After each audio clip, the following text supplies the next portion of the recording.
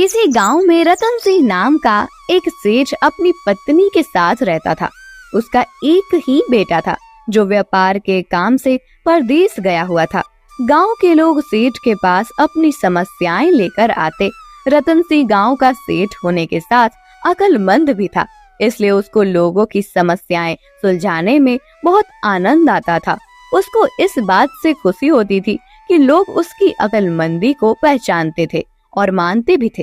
एक दिन की बात है, एक बूढ़ा आदमी सेठ जी के पास आया और बोला, सेठ जी, मेहरबानी करके मेरी मदद कीजिए।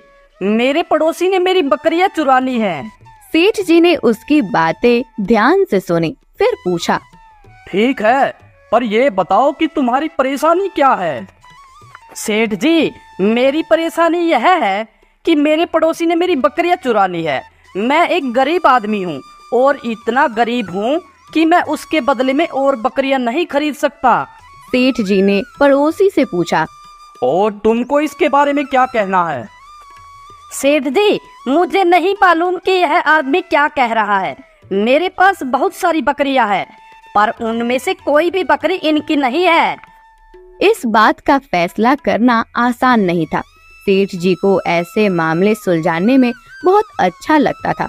उसने कहा, मैं तुम लोगों का एक इम्तिहान लेता हूँ। जो भी वह इम्तिहान पास कर लेगा वही बकरियों का मालिक होगा।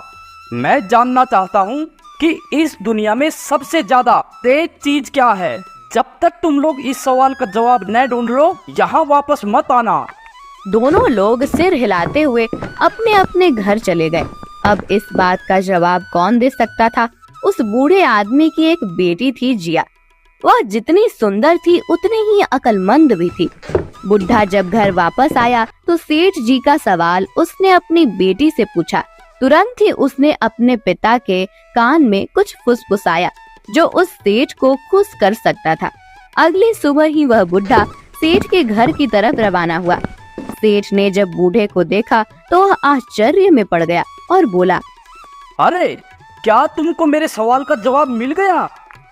जी सेठ जी, यह कोई ज्यादा मुश्किल सवाल नहीं था। हाँ, तो फिर बताओ कि इस दुनिया में सबसे ज्यादा तेज चीज क्या है। सेठ जी, समय। वह हमारे पास कभी भी काफी नहीं होता। यह हमेशा ही बहुत जल्दी चला जाता है और हमारी पकड़ में नहीं आता। जो हम करना चाहते हैं उसके लिए हमारे पास कभी भी समय काफी नहीं होता। बुढ़े के इस जवाब से तो सेठ भी चौकन्ना रह गया, क्योंकि उसको तो अपने आप पर भी यकीन नहीं था कि वह खुद भी इस सवाल का जवाब दे सकता था। उसने बुढ़े से पूछा, इस सवाल के जवाब में तुम्हारी किसने सहायता की। किसने बताया तुमको। किसी ने नहीं सेठ जी, ये मेरे अपने शब्द हैं। मुझे किसी ने कुछ नहीं बताया। तुम मुझे सच नहीं बता रहे हो। इसके लिए क्या तुम जानते हो, मैं तुम्हें सजा भी दे सकता हूँ। ये सुनकर बुढ़ा डर गया। वह और आगे झूठ नहीं बोल सका। इस सवाल का जवाब मेरी बेटी जिया ने मुझे बताया है। वह एक बहुत ही समझदार लड़की है। लगता है कि वह बहुत अक्लमंद लड़की है। मैं उनसे मिलना चाहूँगा। जी ठीक है सेठ जी, मैं कल ही अपनी लड़की को आपके पास लेकर आऊंगा। अगले दिन ही वह बुढ़ा अपनी बेटी को सेठ जी के पास ले आया। सेठ जी तो पहले ही उसकी अक्लमंदी का सिक्का मान गया था और उसको देखकर तो वह उसकी सुंदरता का भी सिक्का मान गया और बोला, तुम बहुत अक्लमंद हो और साथ में सुंदर भी। यह मेरे लिए बड़ी इज्जत की बात होगी अगर तुम मेरे बेटे के साथ शादी कर लो। जिया ने जवाब दिया, सेठ जी, यह बात बोलकर तो आपने मेरे घर की इज्जत ही बढ़ा दी। हालांकि सेठ जी इस बात से बहुत खुश था कि उसको इतनी सुंदर और अक्लमंद बहू मिल जाएगी, पर वह उससे डरा हुआ भी बहुत था, क्योंकि वह वाकई बहुत अक्लमंद थी। वह नहीं चाहता था कि वह उसके पास आने वाले मामलों में दखल दे। वह अपनी इज्जत को, जो उसको अपनी अक्लमंदी की वजह से मिली हुई थी, किसी से बांटना नहीं चाहता था, अपनी पत्नी से भी नहीं। सो सेठ जी ने उससे कहा, जो कुछ भी मेरे घर में है वह सब तुम्हारा है, पर तुम्हारे लिए मेरे घर में बस एक ही नियम होगा कि तुम मेरे सामने आए हुए मामलों में कोई दखल अंदाजी नहीं दोगी। अगर तुमने यह नियम तोड़ा तो मैं तुमको तुम्हारे पिता के घर भेज दूंगा। जी ठीक है, आप जैसा बोलोगे मैं वही करूँगी। कुछ दिन के बाद जब सेठ जी का लड़का व्यापार करके परदेश से अपने घर आया तो सेठ जी ने अपने लड़के की शादी जिया से कर दी। कुछ समय तक तो सब ठीक चलता रहा। सेठ जी के पास लोग अपने मामले लेकर आते और वह उनको सुलझाते और जिया अपने घर के काम में लगी रहती। अक्सर वह सेठ जी के फैसलों को ठीक ही मानती थी। एक दिन सेठ जी ने दो लड़कों को एक पहेली दी जो अपनी भेड़ों पर लड़ रहे थे। जो सचमुच में भेड़ का मालिक था, वह लड़का उस पहेली को लेकर बहुत परेशान था। यह सब देखकर जिया से रहा नहीं गया। उसने उस लड़के से पूछा, भैया तुम इतने परेशान क्यों हो? सेठ जी ने मुझे बिल्कुल ही नामुमकिन काम दे रखा है। उसने हमें एक एक अंडा दिया है और कहा है जो कोई इस अंडे के बच्चे को मुझे सुबह लाकर दिखाएगा, भेड़ें उसी की होंगी। जिया जानती थी कि उसको उस लड़के की सहायता नहीं करनी चाहिए, पर इसका हल बहुत ही साफ था और वह लड़का उस काम को लेकर वाकई बहुत परेशान था। तो वह उसको उसके काम का हल बताए बिना न रह सकी। उसने लड़के से कहा, सेठ जी के पास थोड़ा सा चावल लेकर जाओ और उससे कहो कि वह उस चावल को आज ही बो दे, ताकि तुम कल सुबह उस अंडे में से निकले बच्चे को वह मुलायम ताजा चावल खिला सको। उसको भी पता चल जाएगा कि एक दिन में चावल उगाना उतना ही नामुमकिन है जितना आज के अंडों में से सुबह चूजे का निकलना। लड़का यह सुनकर बहुत खुश हुआ। वह तुरंत ही सेठ जी के पास चावल लेकर गया और जो शब्द जिया ने उससे कहे थे उसने वही शब्द जाकर सेठ जी से कह दिए। पर सेठ जी यह सुनकर खुश नहीं हुआ। वो बहुत गुस्सा हुआ। उसने पूछा, किसने कहा तुमसे यह सब? किसने दिए तुम्हें चावल?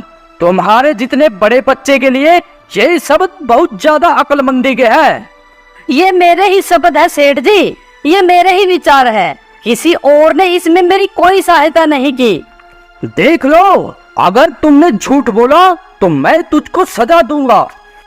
इस पर वह लड़का चिल्ला पड़ा, सेठ जी वह आपके घर की बहू थी। उसने सोचा कि आप मेरी अक्लमंदी की कदर करोगे। इस पर सेठ जी जिया पर बहुत गुस्सा हुए क्योंकि उसने उसको एक ही तो नियम मानने को बताया था और वही उसने तोड़ दिया। शाम को जब सेठ जी घर आए तो उसने जिया को अपने सामने बुलाया और उसे बहुत डांटा। उसने कहा, बहू क्या तुमको मालूम नहीं है? मैंने तुमको केवल एक ही नियम मानने के लिए कहा था और वह भी तुमने नहीं माना। जाओ, अब तुम अपने पिता के घर चली जाओ।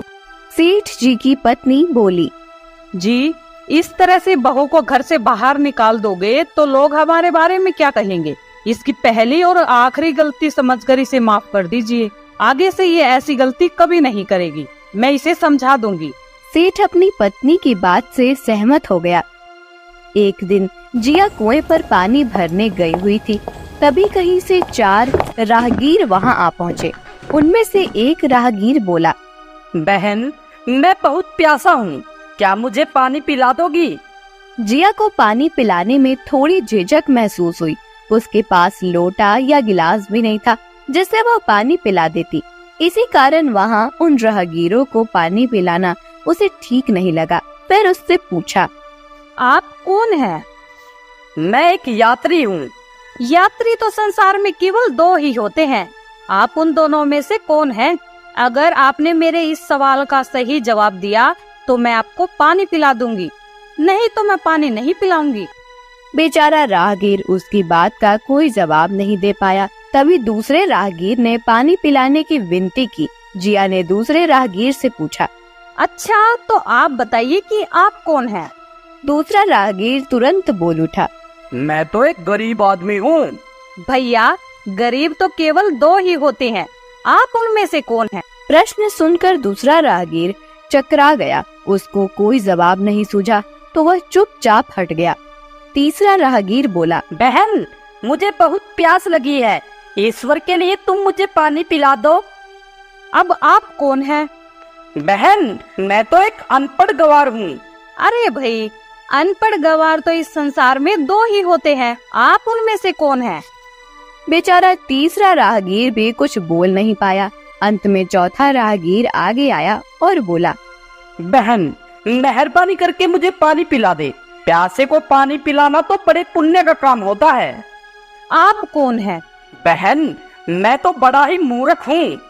मूर्ख तो संसार में केवल 2 ही होते हैं, आप उनमें से कौन है? वह बेचारा भी उसके प्रश्न का उत्तर नहीं दे सका।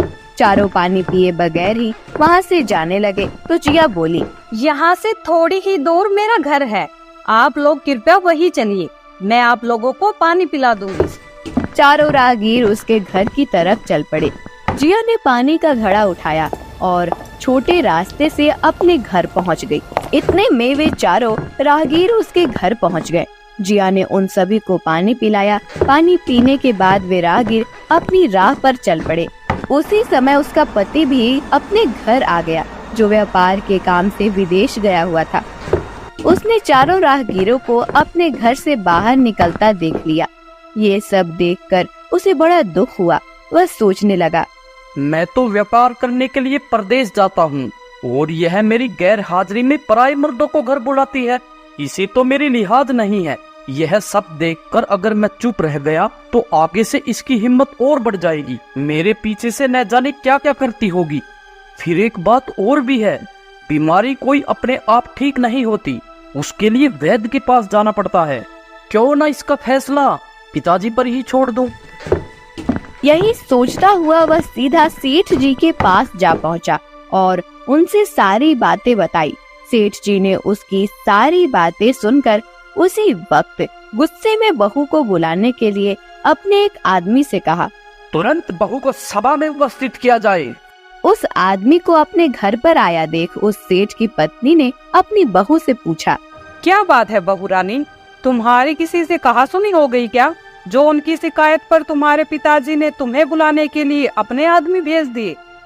जिया ने सास की चिंता को दूर करते हुए कहा, नहीं सासू माँ, मेरी किसी से कोई कहा सुनी नहीं हुई, आप बिल्कुल भी फिक्र ना करें। फिर वह उस आदमी के साथ सेठ जी के पास चली गई। सेठ ने बहू से पूछा, तुम दूसरे मर्दों को घर क्यों बुला लाई, जबकि तुम जानती थी कि तुम्हारा पति घर पर नहीं है? जी, मैंने तो केवल कर्तव्य का पालन किया है। प्यासे को पानी पिलाना कोई अपराध नहीं है, यह हर गृहिणी का कर्तव्य है। जब मैं कुएं पर पानी भरने गई थी तब तन पर मेरे कपड़े अजनबियों के सामने उपस्थित होने के नहीं थे, इसी कारण उन राहगीरी को कुएं पर पानी नहीं पिलाया। उन्हें बड़ी प्यास लगी थी और मैं उन्हें पानी पिलाना चाहती थी, इसलिए उनसे मैंने मुश्किल प्रश्न पूछे और जब वे उनका उत्तर नहीं दे पाए तो उन्हें घर बुला लाई। घर पहुंचकर ही उन्हें पानी पिलाना उचित था। सेठ जी को बहू की बात ठीक लगी। सेठ जी को उन प्रश्नों के बारे में जानने की बड़ी उत्सुकता हुई जो बहू ने चारों राहगीरों से पूछे थे। भला मैं भी तो सुनूं कि वे कौन से प्रश्न थे जिनका उत्तर वे लोग नहीं दे पाए। बहू ने तब वे सभी प्रश्न दोहरा दिए। बहू के प्रश्न सुनकर सेठ जी और सभा में बैठे सभी लोग चकित रह गए। फिर सेठ जी ने उससे कहा, तुम खुद ही इन प्रश्नों पे उत्तर दो, हम अब तुमसे जानना चाहते हैं। जी, मेरे पहले प्रश्न का उत्तर है कि संसार में सिर्फ 2 ही यात्री है, सूर्य और चंद्रमा। मेरे दूसरे प्रश्न का उत्तर है कि बहू और गाय इस पृथ्वी पर ऐसे 2 प्राणी हैं जो गरीब है। अब मैं तीसरे प्रश्न का उत्तर सुनाना चाहती हूँ। हर इंसान के साथ हमेशा अनपढ़ गवारों की तरह जो हमेशा चलते रहते हैं वो भोजन और पानी है। चौथे आदमी ने कहा था कि वह मूर्ख है और जब मैंने उनसे पूछा कि मूर्ख तो 2 ही होते हैं, तुम उनमें से कौन से मूर्ख हो, तो वह उत्तर नहीं दे पाया।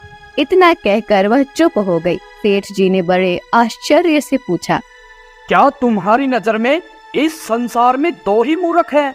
जी हाँ, इस घड़ी इस समय मेरी नजर में सिर्फ 2 ही मूर्ख हैं।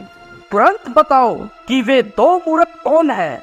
जी, मेरी जान बख्श दी जाए तो मैं इसका उत्तर दूं। सेठ जी को बड़ी उत्सुकता थी यह जानने की कि वे 2 मूर्ख कौन हैं, तो उसने तुरंत बहू से कह दिया, तुम बेफिक्र होकर कहो, हम वचन देते हैं तुम्हें कोई सजा नहीं दी जाएगी। पहले मूर्ख तो मेरे पति जी हैं, जिन्होंने पूरी बात जाने बिना ही अपनी पत्नी की शिकायत अपने पिता से की। अगर इन्हें शक हुआ ही था तो यह पहले मुझसे पूछ तो लेते, मैं खुद ही इन्हें सारी बात बता देती। इस तरह घर परिवार की बेइज्जती तो नहीं होती। उसके पति को अपनी गलती का एहसास हुआ। सेठ जी ने तब पूछा, और दूसरा मूर्ख कौन है? दूसरा मूर्ख खुद इस गांव का सेठ है, जिन्होंने अपनी बहू की मान मर्यादा का जरा भी ख्याल नहीं किया और बिना सोचे समझे बहू को भरी सभा में बुला लिया। बहू की बात सुनकर सेठ जी पहले तो क्रोध से आग बबूला हो गया, परंतु तभी सारी बातें उसकी समझ में आ गई। समझ में आने पर सेठ जी ने बहू से माफी मांगी। बहुत समय पहले की बात है। एक गांव में चरणदास नाम का आदमी अपनी पत्नी कलावती के साथ रहता था। अगर कभी कोई झूठ या ठगी बात करता तो चरणदास इन दोनों में मास्टर थे। एक दिन उसके दिमाग में एक ख्याल आया कि अगर उसको अमीर आदमी बनना है तो ठगने के लिए गांव का सरदार ठीक आदमी रहेगा। दुनिया में उसके पास बस अब एक ही चीज बाकी रह गई थी, वह थी उसकी बकरी। नहीं, उसके पास दो चीजें थी। अगर तुम उसे गिनो तो क्योंकि साथ में उसकी पत्नी भी तो थी। एक दिन उसने अपनी पत्नी से कहा, मैंने अमीर बनने के लिए एक तरकीब सोची है। उसमें तुमको और बकरी दोनों को मेरी सहायता करनी पड़ेगी, क्योंकि अब केवल तुम दोनों ही मेरे पास रह गए हो और तुम तो मेरे लिए बहुत ही कीमती हो। खास करके इस समय अपनी तरकीब को काम में लाने के लिए मुझे तुम्हारे सोने के हार की जरूरत पड़ेगी, जो मैं अपनी बकरी को दूंगा। जी ठीक है, आप जैसा बोलोगे मैं वही करूंगी, लेकिन इस बात का ख्याल रखना कि वो हार तुम्हारी माँ यानी मेरी सास की आखिरी निशानी है। अगले दिन उसने अपनी पत्नी का सोने का हार लिया और उसके कई छोटे छोटे टुकड़े कर दिए। उनमें से एक टुकड़ा उसने बकरी के चारे में मिला दिया। बाद में जब बकरी ने लीद की तो उसमें वह सोने का टुकड़ा चमक रहा था। उसने फिर एक बार बकरी के चारे में एक सोने का टुकड़ा मिला दिया और बकरी को लेकर वह गांव के सरदार के घर पहुंचा और आवाज लगाई, सरदार की जय हो, सरदार अमर रहे। कहो मेरे बच्चे, कैसे आना हुआ? सरदार, मेरे पास एक बहुत ही खास खबर है जिससे आप सबसे अमीर आदमी बन सकते हो।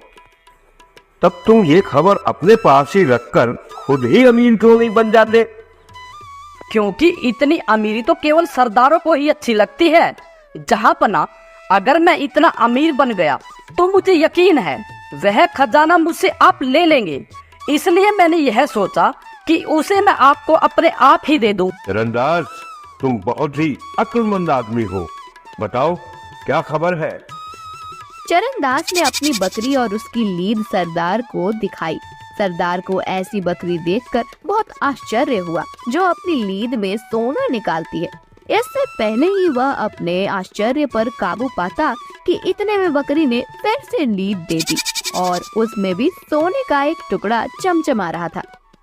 तुम इस बकरी का क्या लोगे? और देखो, एक दाम बताना, क्योंकि तुम जानते हो कि मैं तुमसे ये बकरी बिना कुछ दिए भी ले सकता हूँ। मैं हमेशा ठीक ही बोलता हूँ जहाँ पना आपके एक बहुत ही छोटे नौकर की हैसियत से मैं इसका दाम केवल 100 सोने के टुकड़े और 100 चांदी के टुकड़े मानता हूँ। चरणदास, तुमको 100 सोने के टुकड़े और 100 चांदी के टुकड़े मिल जाएंगे। चरणदास को तो विश्वास ही नहीं हुआ कि सरदार इतना दयालु था। चरणदास फिर बोला, जहाँ पना कोई आपका सोना चोरी न कर ले, इसलिए आप बकरी को अलग ही रखना और अपने बहुत ही खास आदमी को उसकी रक्षा के लिए रखिएगा। इतना कहकर वह वहाँ से चला गया। 4 दिन बाद उस बकरी को जहाँ रखा गया था वह जगह उसकी लीद से भर गई। सरदार के नौकरों ने वह पूरी लीद छान मारी पर उनको सोने का एक टुकड़ा भी नहीं मिला। ये देखकर सरदार गुस्से से भर गया और बोला, उस कमीने को मेरे पास जिंदा लेकर आओ और अगर वह न आए तो उसको मार दो और उसका मरा हुआ शरीर देकर आओ ताकि मैं उसको गिद्धों को खाने के लिए फेंक सकूं। चरणदास तो इसके लिए पहले से ही तैयार था, क्योंकि उसको मालूम था कि सरदार उसको बुलाएगा, क्योंकि उस बकरी की लीद में सोना तो निकलना ही नहीं था। उसने अपनी पत्नी को अपना प्लान पहले से ही बता दिया। कलावती, जब हम सरदार के पास जाएंगे, जो कुछ भी मैं तुमसे कहूँ उस हर बात पर बहस करना और उसको काटना। इस तरह हम आपस में लड़ेंगे और वहाँ से आके मैं देख लूंगा। जी ठीक है, आप जैसा बोलोगे मैं वही करूँगी। उसने एक थैली में खून जैसा लाल रंग लिया और अपनी पत्नी के पेट पर बांध दिया। जैसे ही सरदार के आदमी उसके पास आए, उसने अपनी पत्नी को भी साथ लिया और उनके साथ चल दिया। सरदार के घर आकर चरणदास ने सलाम किया और बोला, सरदार की जय हो, सरदार अमर रहे। जहाँ पना आपने मुझे बुलाया। चरणदास, तुमने तो कहा था कि तुम्हारी बकरी अपनी रीढ़ में सोना निकालती है। मैंने उसको तुम्हारे कहे अनुसार 4 दिन तक एक अकेली जगह में रखा, पर मुझे उसकी रीढ़ में सोने का एक टुकड़ा भी नहीं मिला। जहाँ पना, पर मैंने तो आपसे यह केवल कहा नहीं था, बल्कि करके भी दिखाया था। उसकी पत्नी बोली, सरदार, इसने आपको धोखा दिया था। बकरी की लीद से कोई सोना वोना नहीं निकलता। चरणदास चिल्लाया। चुप रह झूठी। कलावती ने भी जवाब में कहा, तुम झूठे हो। चरणदास ने गुस्सा होने का बहाना करते हुए अपनी पत्नी को बहुत डांटा। फिर उसने अपना छोटा सा चाकू निकाला, उसके पेट पर लिपटा हुआ वह थैला काट दिया। इससे इस थैले में भरा सारा खून फर्श पर बिखर गया और उसकी पत्नी जमीन पर गिर पड़ी। यह देखकर सरदार चिल्लाया, तुमने अपनी पत्नी को मार दिया? आपने मुझे बुलाया था ना? क्यों बुलाया था? जल्दी बताइए, ताकि मैं अपनी पत्नी को फिर से जिंदा कर सकूं। सरदार ये सब देखकर परेशान था। वह बोला, तुमने अभी अभी एक इतना बड़ा जुर्म किया है और तुम मुझसे पूछ रहे हो कि मैंने तुमको यहाँ क्यों बुलाया? भूल जाओ कि मैंने तुमको यहाँ बुलाया है। तुमने अपनी पत्नी को मारा है। तुमने एक भयानक जुर्म किया है, वह भी मेरी आंखों के सामने। अब तुम उसकी सजा भुगतने के लिए तैयार हो जाओ। चरणदास ने तुरंत ही एक गिलास भरकर पानी मांगा। सरदार ने पानी मंगवा दिया। चरणदास ने उसके ऊपर कुछ शब्द बोले। फिर उसने अपनी गाय की पूंछ का चवर उस पानी में डुबोया और उस पूंछ को 7 बार झटक कर उससे एक आवाज करते हुए वह पानी अपनी पत्नी पर छिड़क दिया। वह बोला, इसका कटा हुआ शरीर ठीक हो जाए और मैं तुझे हुक्म देता हूँ कि तू उठ जा। उसकी पत्नी तुरंत ही उठकर बैठ गई। अब उसका भी कहीं से कटा हुआ नहीं था। गाय की उस पूंछ के चंवर की ताकत को देखकर सरदार ने सोचा कि अगर यह चंवर उसके पास हो तो वह कितना ताकतवर हो जाएगा। वह अपने उन सब मरे हुए लोगों को जिंदा कर सकता है जो मर गए थे। तो वह चरणदास से बोला, मैंने तो कभी ये सोचा भी नहीं था कि मैं अपनी आंखों से ऐसी ताकत देख पाऊंगा। मुझे लगता है कि मैं रीढ़ में सोना निकालने वाली बकरी के बदले यह चंवर लेना ज्यादा पसंद करूंगा। चरणदास, तुम मुझे इसे कितने में बेचोगे? जहाँ पना, मुझे यकीन है कि आप जानते हैं यह चंवर इस बकरी से कहीं ज्यादा कीमती है, पर मैं आपको इसे 200 सोने के टुकड़े और 200 चांदी के टुकड़े में दे दूंगा। सरदार ने उस चंवर के दाम चरणदास को दे दिए और वह चंवर उससे ले लिया। एक दिन जब सरदार अपने सलाहकारों के साथ खा पी रहे थे तो उसी समय उसकी एक पत्नी वहां और खाना रखने के लिए आई। तो उसने उन लोगों से कहा, मैं पहले अपनी पत्नी को मार दूंगा और फिर इसे जिंदा करूंगा। तुरंत ही उसने अपनी पत्नी को पकड़कर जमीन पर गिरा दिया और उसका गला काट दिया। उसका एक सलाहकार ये देखकर घबरा गया और चीख पड़ा, सरदार, यह आपने क्या किया? आपने तो उन्हें मार ही दिया। ठीक है, अब हम खाना खाते हैं और पीते हैं। बाद में मैं इसको जल्द ही जिंदा कर दूंगा। पर उसके सलाहकारों को तो चिंता हो रही थी। उन्होंने सरदार को उसे जल्दी ही जिंदा करने को कहा। सरदार ने तब वह चंवर पानी से भरे ग्लास में डुबोया और चरणदास की तरह कुछ शब्द बोले। फिर उसने चंवर को 7 बार हवा में हिलाया और उसका पानी अपनी पत्नी के शरीर पर छिड़क दिया। उसने उसको हुक्म दिया कि वह उठ जाए, पर वह तो वहीं की वहीं पड़ी रही, हिली भी नहीं वहाँ से। उसने वह सब एक बार और दोहराया, पर फिर भी कुछ नहीं हुआ। ये देखकर वह खुद भी डर गया। उसने अपने नौकरों को फिर से चरणदास को लाने के लिए कहा और बोला, अब की बार तो चरणदास को मरना ही पड़ेगा। नौकर चरणदास को सरदार के पास ले आए। इस हरामखोर के हाथ पैर बांधकर डूबने वाली चीज में डाल दो और इसे नदी के सबसे गहरे हिस्से में फेंक दो। उन आदमियों ने चरणदास के हाथ बांधे और एक चमड़े के थैले में डालकर उस थैले का मुंह रस्सी से बांध दिया। फिर वे उसे फेंकने के लिए नदी की ओर चल पड़े। वे सुबह से लेकर शाम तक चलते रहे। अब उनको लघु शंका के लिए जाना था, तो वह थैला उन्होंने सड़क के किनारे रख दिया और एक झाड़ी की तरफ चले गए। इससे पहले कि वे वहां से लौट कर आते, एक व्यापारी अपने गधे पर चढ़कर वहां से गुजर रहा था।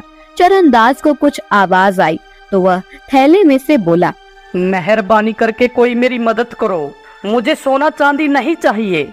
सरदार अपनी जिंदगी बचाने के लिए मुझे अपना खजाना देना चाहता है, पर मुझे उसका कोई खजाना वजाना नहीं चाहिए। मैं गरीब ही ठीक हूँ। तुम पागल हो गए हो क्या? अरे हर आदमी अमीर होना चाहता है और तुम कह रहे हो कि तुम गरीब ही ठीक हो। हाँ, मैं ठीक कह रहा हूँ। वह खजाना तुम ले लो। यह पैसा मेरे लिए हमेशा से ही एक परेशानी रहा है। तुम मुझे खोल दो और तुम मेरी जगह इस थैले में बैठ जाओ। मुझे वह खजाना नहीं चाहिए, वह खजाना तुम ले लो। उस आदमी ने तुरंत ही वह थैला खोला, चरणदास को बाहर निकाला और खुद उस थैले में बंद हो गया। चरणदास उस आदमी के गधे पर बैठकर वहां से चला गया। कुछ ही देर में सरदार के आदमी लघु शंका से वापस आ गए। उन्होंने वह थैला उठाया और उसे उठाकर चल दिए। उनमें से एक बोला, आखिर चरणदास तुम हमारे हाथ लग ही गए। अब तुम किसी को धोखा नहीं दे पाओगे। हम तुम्हें अब नदी में फेंक देंगे। वो आदमी ये बातें सुनकर थैले में से चिल्लाया, नहीं नहीं, मैं चरणदास नहीं हूँ, मैं हूँ, मुझे खोल दो। हाँ हाँ, वह तुम ही हो, वह तुम ही हो। ये कहकर उन्होंने उस थैले को नदी में फेंक दिया और सरदार के पास लौट गए। पर इससे पहले कि सरदार के नौकर उसको सारी खबर बताते कि चरणदास गधे पर सवार होकर वहां आ पहुंचा। सरदार तो उसको देखकर कुछ बोल ही नहीं सका। चरणदास सरदार से बोला, सरदार सरदार, आपके पुरखों ने आशीर्वाद भेजा है। अच्छा हो अगर आप भी उनसे मिलने वहाँ चले जाए। वे आपको बहुत याद करते हैं। वहाँ सोना और चांदी टनों में है। वे चाहते हैं कि आप खुद वहाँ जाकर वह सोना चांदी ले आए। आपको वहाँ जरूर जाना चाहिए जहाँ मैं गया था। जब तक आप वहाँ से लौटकर नहीं आते तब तक मैं यहाँ रहता हूँ। यह सुनकर सरदार ने अपने गांव वालों को बुलाया और उनसे कहा, चरणदास ने मेरे पुरखों को देखा है, मैं भी उनको देखने जाना चाहता हूँ। जब तक मैं उनके दर्शन करके नहीं आता तब तक यह चरणदास ही तुम्हारा सरदार रहेगा। चरणदास ने सरदार के नौकरों से सरदार को वैसे ही चमड़े के थैले में बांधकर नदी के सबसे गहरे हिस्से में फेंक देने के लिए कह दिया। सरदार के आदमी सरदार को थैले में बांधकर नदी पर ले गए और उसको नदी में फेंक दिया। चरणदास ने उस गांव पर कई सालों तक राज किया और जब सरदार वापस नहीं आया तो वह उस गांव का असली सरदार बन गया। इस तरह से गांव का वह ठग गांव का असली सरदार बन गया।